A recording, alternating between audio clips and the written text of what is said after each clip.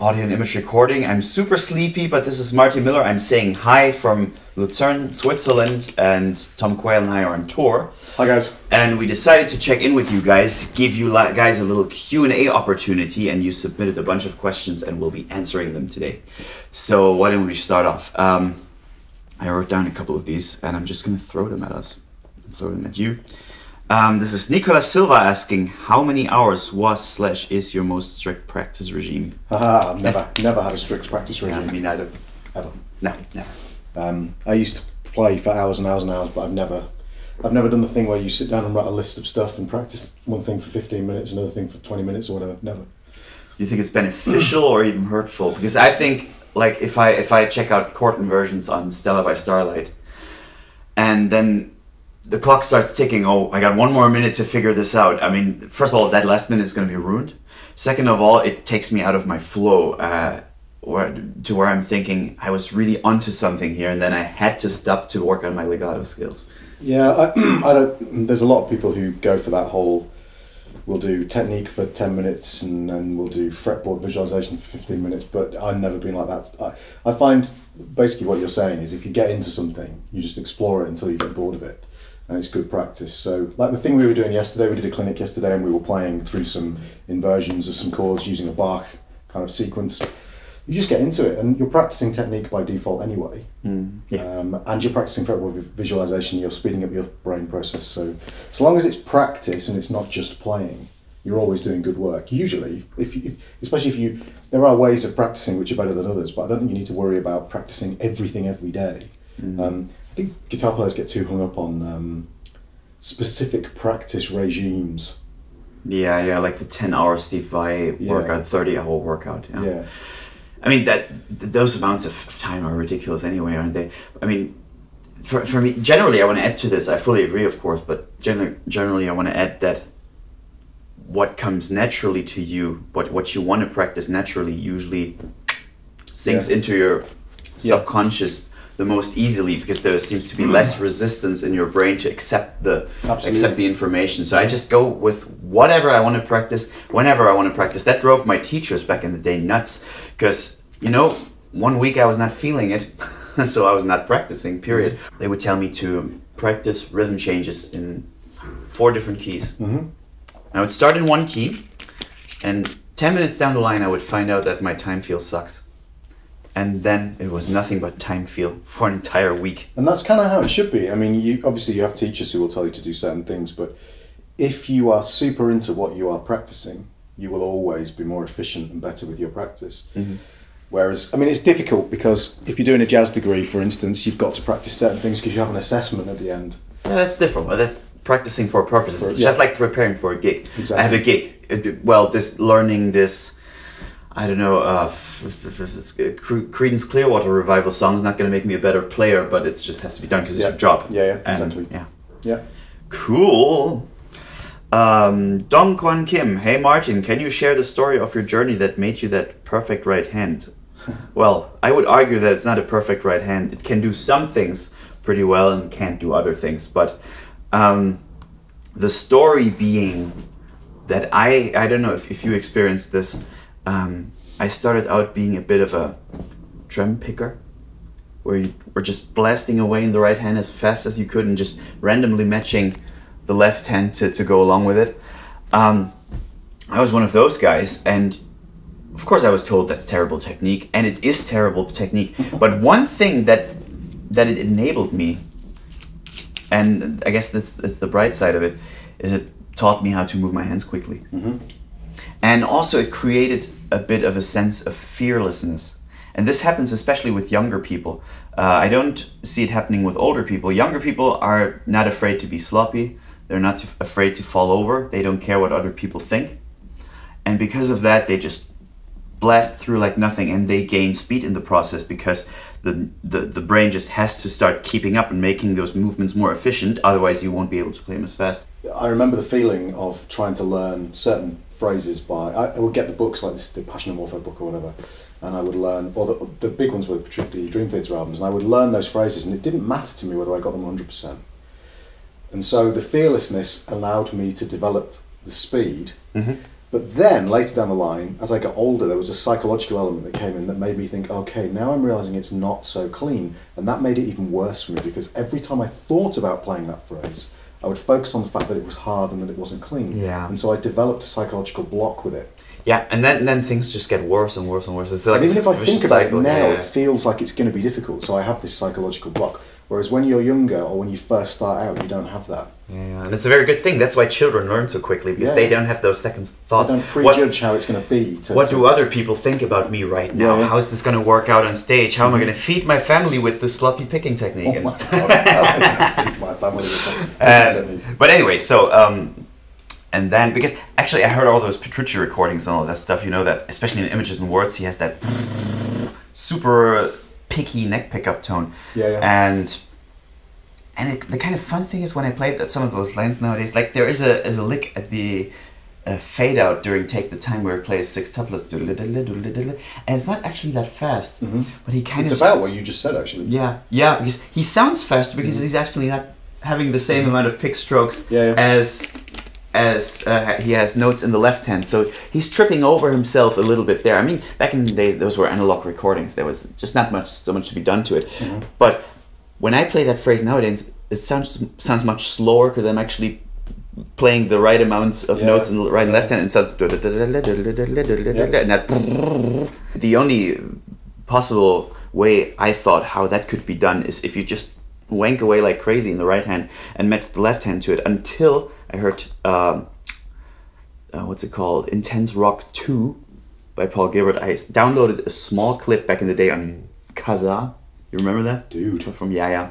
I downloaded a small clip of that, and he was demonstrating the with the thinnest, spankiest tone in world history. Probably totally dry as well. Super dry and low gainy. And then I realized, holy shit, he is actually having one stroke per note, like a conscious stroke. He's not just wailing away and moving the left hand. Yeah, exactly. And that was mind-blowing to me. And then I actually started building it up from below. And to go back to the practice regime question, I actually started writing down 10 licks that I was going to practice every day. Really? Yes. Interesting. And I wrote dates next to them and the BPM numbers that I could play them at. So you did have a period where you, because this goes back to the first question, we don't want to kind of move around too much, but you did have a period where you were very specific. Only with the picking. And interesting. And I wrote dates next to it with the BPM numbers. Yeah. And the funny thing is, all the speed that I have now, that was building in 6 months. Yeah, that's you. Well, I've found with all the guys that I know who are very adept technically in one thing or in multiple things, they're very adept. They found that they develop the technique very quickly. Yeah. The base technique, the bit that you can then build on to make, you know, that professional sheen that you hope that when you play in front of big audiences, especially guitar audience, the technique doesn't fail. And kind of funny that the raw speed never became higher than that. Yeah, right. Yeah. Like if I took the Paul Gilbert exercise, I could play that as fast then as I can play it now. That doesn't push further anymore.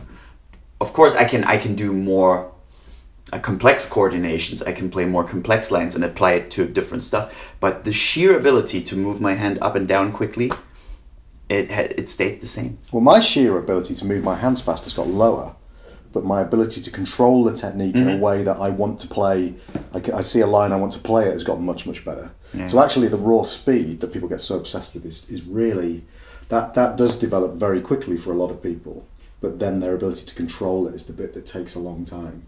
And that's the bit you want to be more concerned with as well. Yeah, for sure. Nino, my student, Nino Helfrich, how do you approach dialing in your tones? That is a good one. Yeah. I'll pass that on to you first. Okay, so for me, tone is really important. I can't play without the tone. I can, but it's horrible playing with the tone I'm not happy with. So for my clean tones, I either like them to be super spanky if I'm doing certain types of things, so more kind of Wayne Crancy. Actually, for that kind of thing, I like kind of just an edge of breakup, fairly compressed. Not necessarily with a compressor, but I like an amp that compresses nicely when you hit it. So lots of sag. Lots of sack. Lots of sack. No, sag, S-A-G. And then for the jazz stuff, we have quite similar taste, like a Pat Metheny tone. So basically I like a humbucker sound, and what I'll do on the amp is roll the high end off, not all the way, I don't want to go full Jim Hall, but I'll roll the high end off mids and the low end dependent taste, you know, on the amp, depending on the size of the cab. The problem we have sometimes is we fight for the same mid-range. So like some of the clinics we've been doing, I've been rolling my mid-range off. Same problem that Jim Hall and Pat Metheny had when they big did way, that the record. album, There was such a, that record is such a pain to listen to when the duo record of Jim Hall and Pat Metheny when you're in the car or something. Oh my god! Yeah, it's all like low mids. And big time. But if you listen to guys like Jim Hall, the jazz thing is always like, it's like basically if you don't know what you're doing with jazz, you go to the neck pickup and roll off the tone control all the way. Yeah, but you do need some kind of, one of you needs some kind of high end as well. Mm-hmm. But in terms of the feel of playing, which is just as important as how it sounds, if not more so, the mids make it easier to play. So cranking the mids for that stuff makes it easier to play. And then for the overdrive stuff, kind of similar. I have two sounds in my head. I have the Wayne Crancy kind of splashy overdrive sound, which I play much more rhythmically with when I have that sound. And then I use less gain than you might think for my lead tone. So not insane amounts of gain, but I like to have lots of mid-range, no compressor. I never use a compressor for my lead tones. But I don't really use a compressor ever, unless I'm having a really bad day. And just a nice balance of high end, not too much low end, because the more low end you have, the harder it is to kind of sit nicely with a band or whoever you're playing with. But my setup is quite simple. I don't actually touch the EQ on the amp that much, as long as the amp sounds good. So I use Laney Lionheart. The Ironheart's awesome as well. I like clean amps, and I just run the drive pedal straight in, and then I can tweak everything on the. I use the dual fusion, obviously. I can tweak everything on there. So it's not that complicated, to be honest. I'm not one of those guys that spends hours tweaking an amp to get tone. Yeah. Well, generally for me, I come from when I record, come from a producer's perspective on the tone, which is always what I'm doing. Also when I compose, so I'm a very frequency conscious guy. I spend a lot of time EQing, like a lot of time. And as for my live tones, generally I use 3 different tones. The first one being a sterile, super duper clean tone, which is why I use the Laney Ironheart, because it has tons of headroom. Even for smaller gigs, I prefer the 60 watt over the 30 watt because it's so super duper clean no matter how hard I pick. Yeah. And that'll have a compressor on it because I want a hollow body sound, but I don't have a hollow body with me. And I don't like the way hollow bodies feel generally to play, because they're a bitch to play. So I put in a bit of compression just to get a bit of a spongy response. This is almost like I describe it like hitting a pillow with your fist, if that makes any sense. Yeah, 100%. Yeah, and I roll off the highs of that, and it's all the mids, all the low mids, and gives me a really spongy, responsive tone. Because when I play jazz, I use a very light touch, but I still want the notes to jump in your face. Yeah, you're playing with less dynamic range when you play jazz stuff.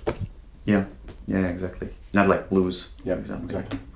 And then there is a more neutral clean tone, I guess, with a bit of hair on it, and I disengage the tone roll off. It's completely the tone knob is at 100. Sorry, I'm a bit tired here. The tone knob is at a 100. I usually use one of the positions, either position 2 or 4. Same here. On the guitar. That's the kind of tone I use on the intro to an end itself, for its example. That's the classic example. And it does break up quite a bit if you hit it hard. Yeah, and I use again a slight bit of compression just to contain the amount of distortion I get from it. And then there's my lead tone, which is all out balls. It's not like Tom, you would, for example, you would use a clean tone and stick a bit of distortion on top of it, almost. And for me, clean and distortion are 2 different worlds. Like I prefer amp distortion all the way. I never ever use amp distortion. Yeah, for me it's amp distortion all the way, no boost pedal. So I need a very high gain amp. A bit scooped in the mids usually. And also it's worth saying that I think both of us, if we use a compressor, run it before any of the drive stages. You're not running a compressor. Yeah. And no compression on the lead tone, because my lead tone is so compressed by nature anyway. You don't need anything to contribute to that. And yeah, bit of scoop. It's pretty bassy, pretty. You're running a square wave the entire time. Yeah. Pretty weighty, if you want. And again, I'll have the AX8 usually run as 4-cable method, and then do a bit of EQing in the AX8 to roll off some high end, because I like to have the amp set with a bit more treble than usually, because it responds faster, I find, and then roll it off in the effects loop. To the next question here. Yes. Ask Samad, how do you manage your time with creating videos, teaching, creating courses, performing, writing, etc.? Are you using any particular system? No. Well, it's not just a flat no. I don't use a system at all. Basically, recently has been quite interesting for me because I've started doing all the video production for UK retailer, and that's taken up a lot of my time. So all of my own stuff, I'm learning to work around that, because it does take up a lot of my time. And I have a 2-year-old daughter. So I'm very much in a relearning process of this. I'm not going to lie to you and say that I have this system and this system.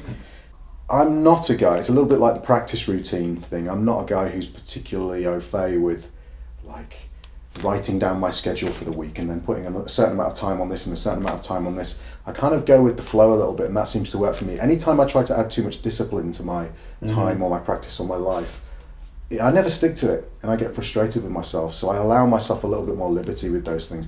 Everything gets done, but you know, I have a family to work around, and I have other responsibilities to work around. So I'm always suspicious of people who offer you too much advice. The reason being, somebody's plan that they would offer you, they'll be a very different person to you. They'll have very different schedules in their life. They'll have different responsibilities, and if you try and enforce these things on yourself, generally I find it's quite frustrating and limiting for you. So I'd be very wary of taking advice from other people about stuff like this, actually. That's my take on this. If you know you've got some stuff to do and you know that there's a deadline on it, the first thing is make sure you are a professional. Do not be making people wait for stuff that you haven't done, if at all possible. Sometimes it's impossible not to, but that's the first thing, be a professional. But apart from that, I don't get people being too strict on themselves. Yeah. You know, I don't think it's productive. Some people thrive that way, but I think you have to be that kind of a person. Yeah, now for me it's just the path of least resistance. Whatever feels the most natural in the moment, I'll do it. If for example, for my YouTube channel, I have to edit a video, but I really have this idea for a song that I need to put down, I'm not going to edit the video. I'm just going to go to what feels best in the moment. That's really all I can say about it. Time management is another thing, because there is a lot of procrastination if you're a self-employed guy, or there can potentially be. There is a huge amount, yeah. Especially if like, one thing I really wish for still is to have a dedicated studio that is not in my flat. Which I do have, and it helps a huge amount. But only since recently, right? Only since recently. Yeah. I have a very nice home studio, but it's in my home, and there's the fridge around the corner. Yeah. There's a steady internet connection.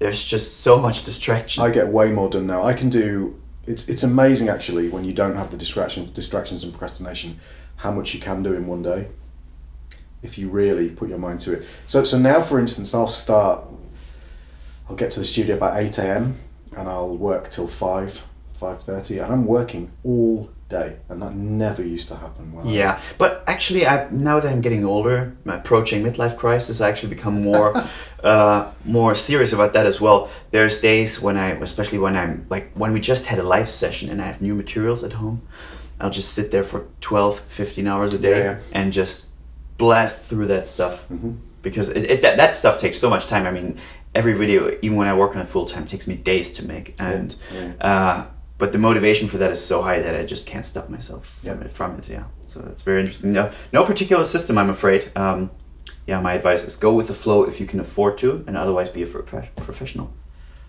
Yeah. I guess we have time for maybe 2 more. Yeah, let's check it out. We have to go and get flights very soon. Joe Campagna. This would be okay.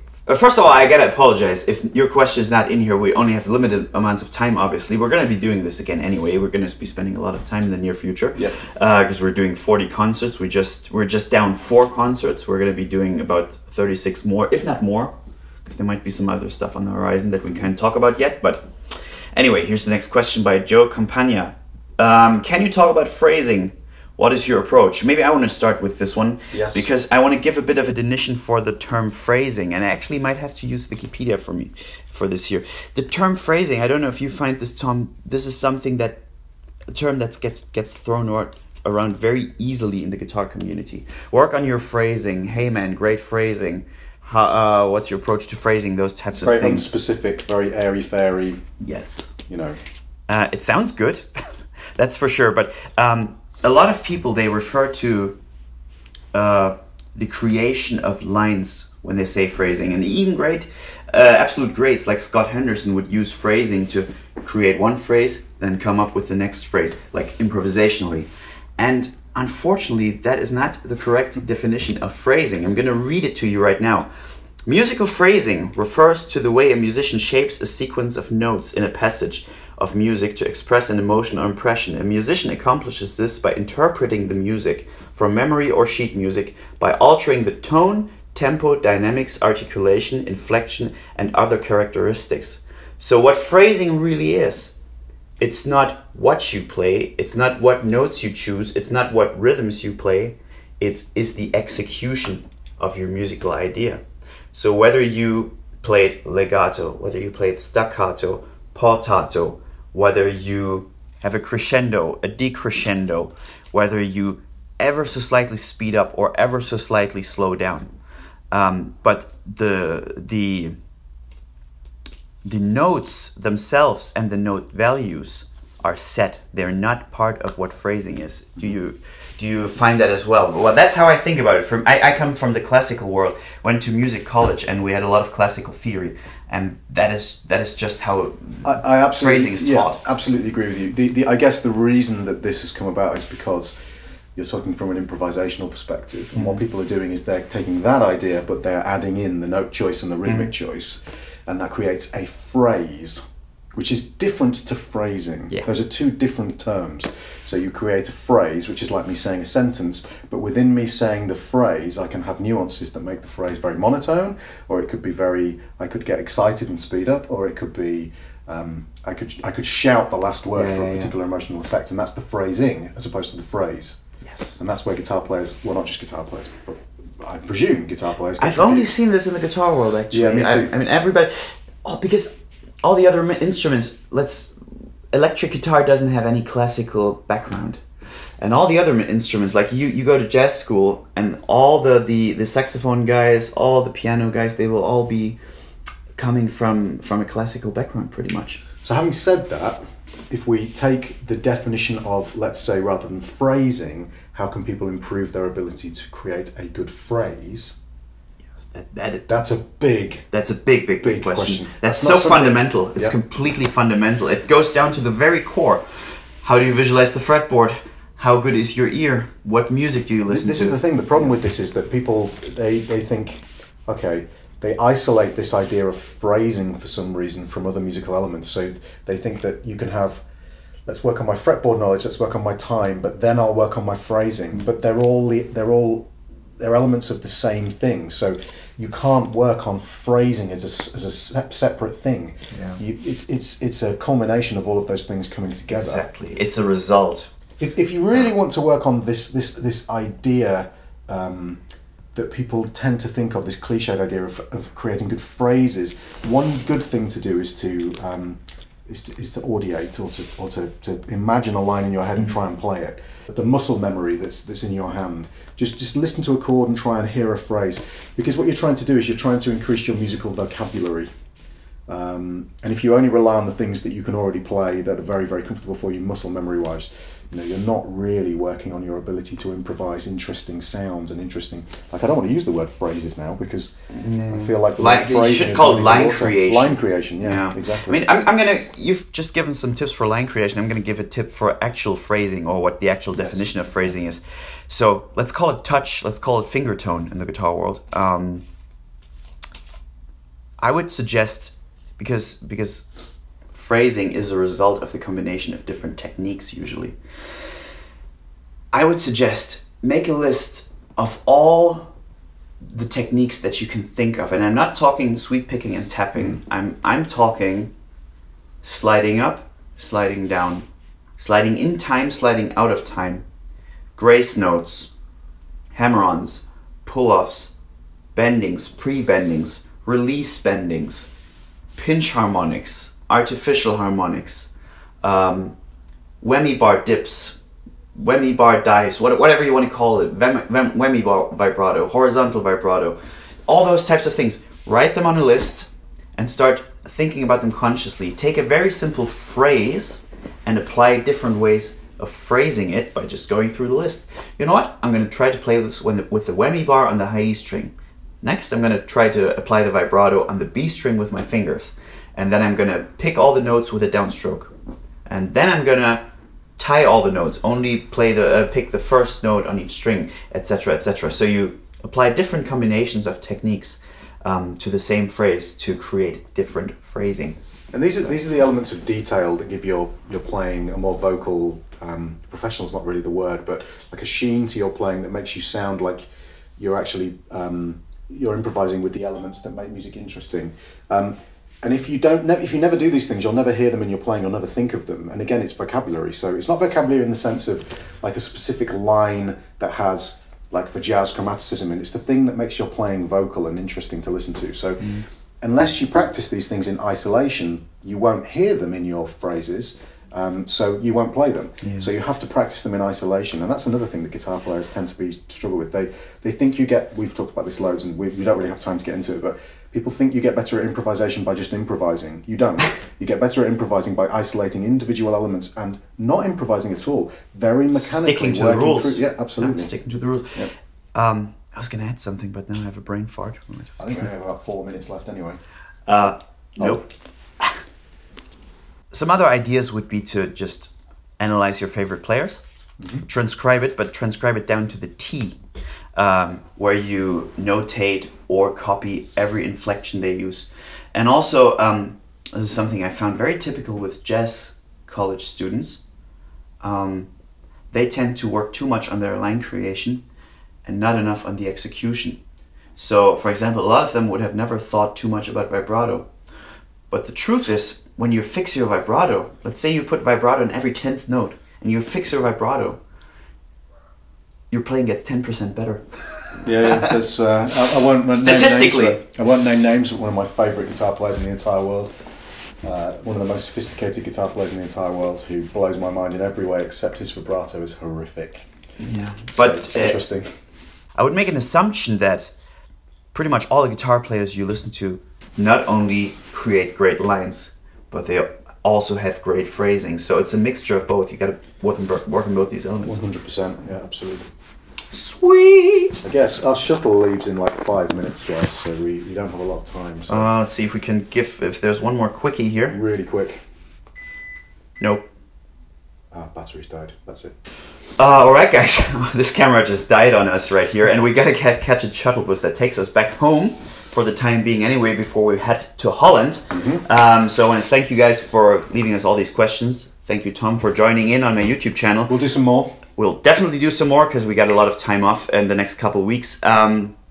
Little word on the tour we're on currently. We're doing an Ibanez/Laney clinic tour, which takes us all over Europe and Japan. So please check out our Facebook pages, because we're going to be spamming the hell out of these tour dates as time goes by. So we're going to be in Holland next, and then there's Belgium, Luxembourg after that as well. Belgium, Luxembourg, and then we have a Germany tour in September. We do a bunch of other European countries and so on. So please keep an eye out. It would be really great to see you guys on the road and then play some music for you.